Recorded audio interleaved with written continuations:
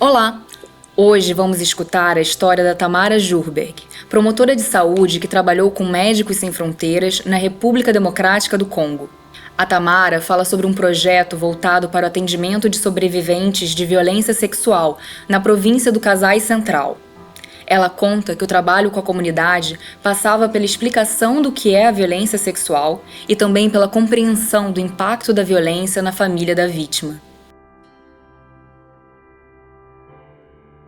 No projeto de violência sexual, ele foi criado, na verdade, como consequência de um conflito na República Democrática do Congo, na província do Kasai Central. Um conflito local que aconteceu entre 2016 e 2017. E que, na verdade, trouxe a violência sexual desde esse momento, mas que vem acontecendo até os dias de hoje. Então, assim, é uma problemática ainda muito atual, mas que veio como decorrência de um conflito local.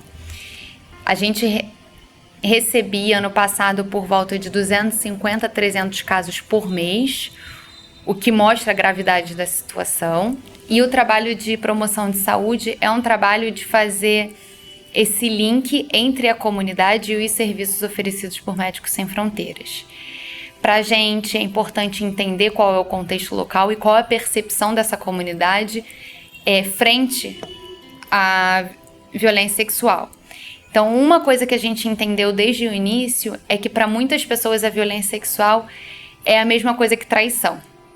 Então, dentro do nosso trabalho de sensibilização, a gente precisou focar muito na explicação do que é violência sexual. E explicar que a violência sexual é a relação sexual não consentida, que é muito diferente de uma traição. Porque na traição existe sim o consentimento, talvez a vontade dessa pessoa, enquanto na violência sexual não. As pessoas são vítimas, elas não têm escolha nesses casos. E que, na verdade, a violência sexual pode acontecer em diversos ambientes. Ela pode acontecer tanto durante um conflito, ela pode acontecer dentro da comunidade, ela pode acontecer até mesmo dentro da família. E, inicialmente, havia, assim, uma resistência para diferenciar a violência sexual da traição. E a gente não recebia, por exemplo, nenhum caso de homens que tinham sido violentados.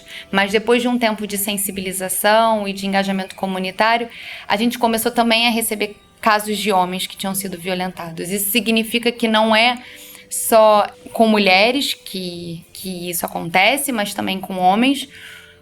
E que, aos poucos, essa questão deixou de ser tabu e ela começou a ser falada dentro da comunidade.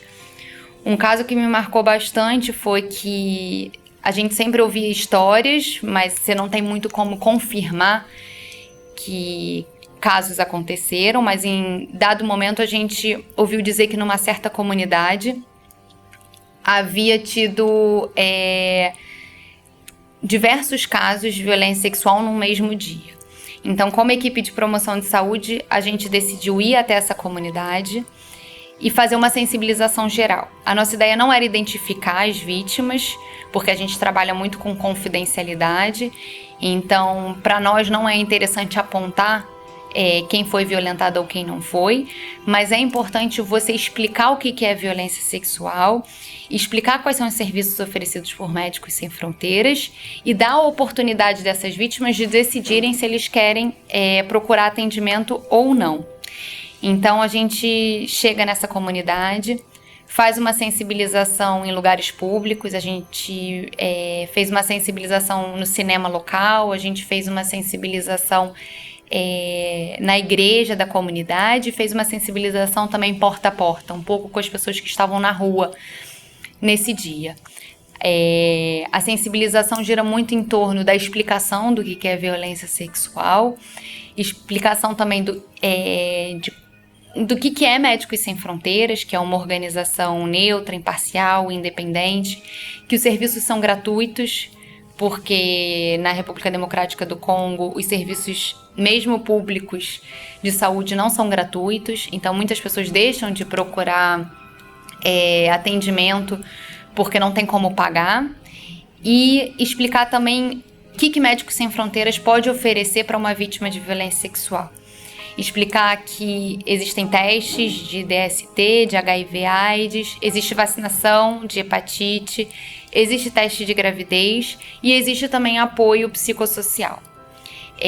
Muitas das vítimas, na verdade, se você olha fisicamente, elas não têm consequências físicas, mas na verdade existem diversas consequências psicossociais.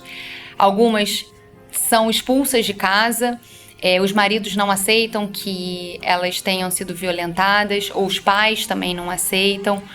Outras, muitas vezes, não entram em depressão, não conseguem continuar a trabalhar, então todo esse apoio psicossocial é também muito importante.